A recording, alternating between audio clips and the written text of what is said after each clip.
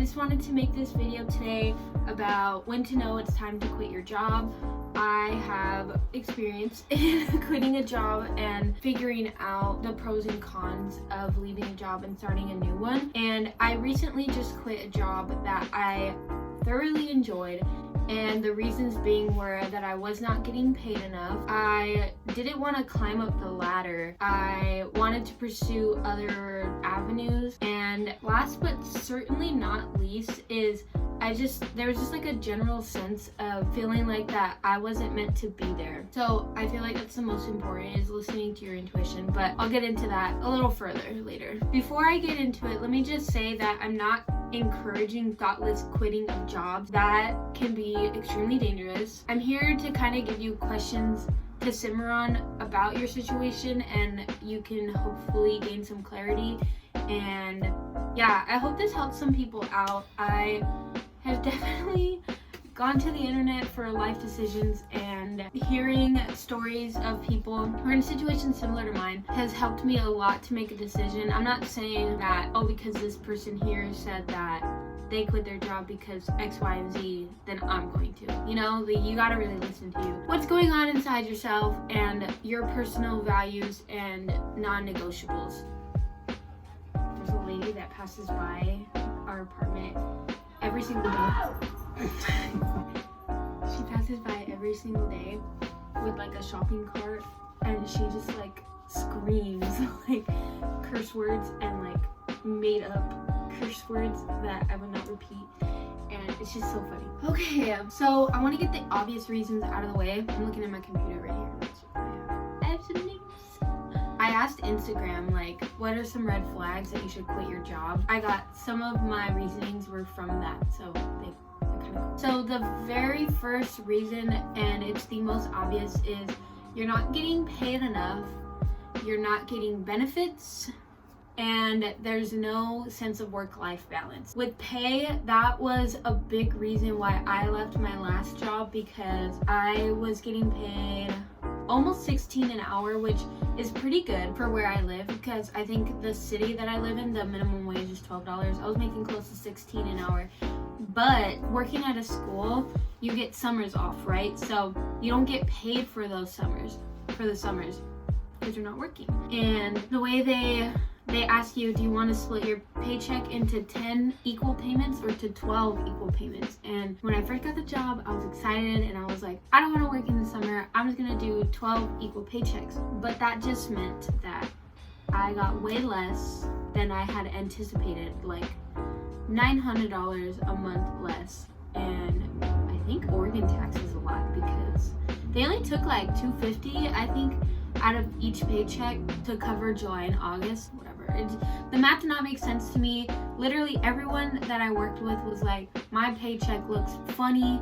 So I don't know, maybe, I don't know.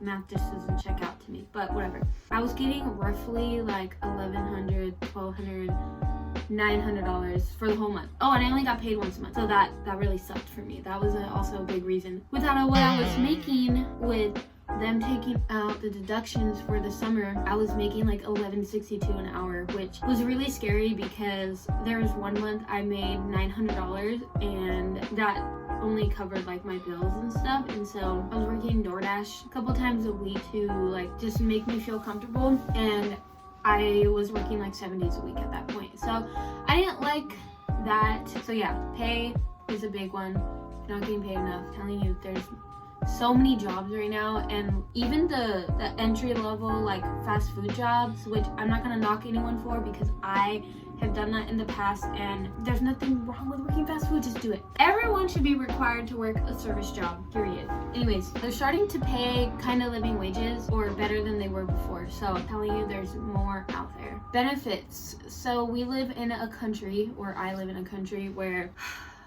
unfortunately it's very expensive for healthcare, and your job usually has to pay for it. If you are above the age of 26, you are no longer qualified to stay on your parents' insurance. Finding a job with benefits is very crucial, and most places offer it now. If your job doesn't, I'm telling you, there's something better out there that does. work-life balance. Honestly, I've never really had this problem. I'm very good at drawing the boundary of when like I'm done with work and I'm not gonna push myself further. But I thought I'd just throw this in there for those who don't have a work-life balance and who boss like texts them while they're off the clock about work. It's just, no, just go. Reason number 2 that I left my job, or just reason number 2 in general, but this is another reason why I left my last job. It's when you no longer wish to climb up the ladder or learn more about the position or just the company or wherever you are. This was huge to me because I'm the type of person who likes to learn the ins and outs of every like literally everything that happens in the workplace. So when I was working at Jamba Juice, I worked there for 5 years, put me through school, and well, not really, but I just paid my rent and stuff with that. When I worked at Jamba Juice, I wanted to learn every single thing that I could possibly learn from that job. So I got promoted within a year of being hired, or I think it was a year and a half. Almost 2, because I was pretty young. I got promoted really quickly. Before that, I learned how to do inventory and stuff. So I was doing inventory with getting paid less, even though being a shift, you only make 50 cents more. So I learned how to do inventory. I learned how to make all the secret menu recipes. I learned how to do like all the ins and outs of managing a store. And when I became a shift manager, I was doing full store inventory. I was putting orders away. I was placing orders. I did the fundraising contracts and stuff, deposits, safe counts, and like going in to get money for the safe. So much, like how to clean certain machines that we were using, or how to fix them, and how to call it in, and so much stuff. And oh, I made a schedule once too. I didn't want to at the time that I made the schedule, but I learned how to make a schedule. So if you're like me and you are at a job where you don't really care to learn more, or you don't want to like climb up the ladder, get that promotion, probably time to leave. This may indicate that you're happy with where you are and want to keep it that way, and that is completely acceptable. There is nothing wrong with saying, you know what, I'm in this position right now. I really like the pay, I really like the benefits, I really like the work-life balance and the people that I'm with. There's absolutely nothing wrong with wanting to stay. Number three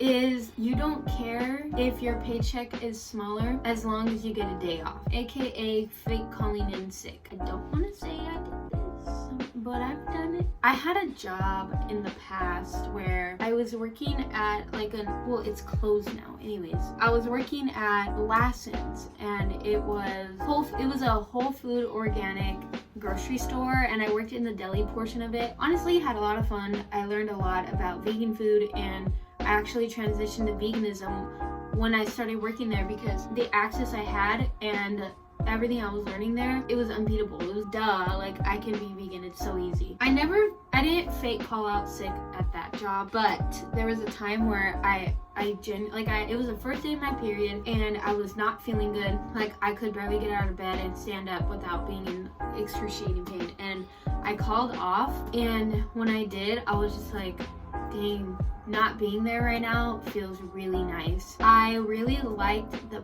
people that I was working with.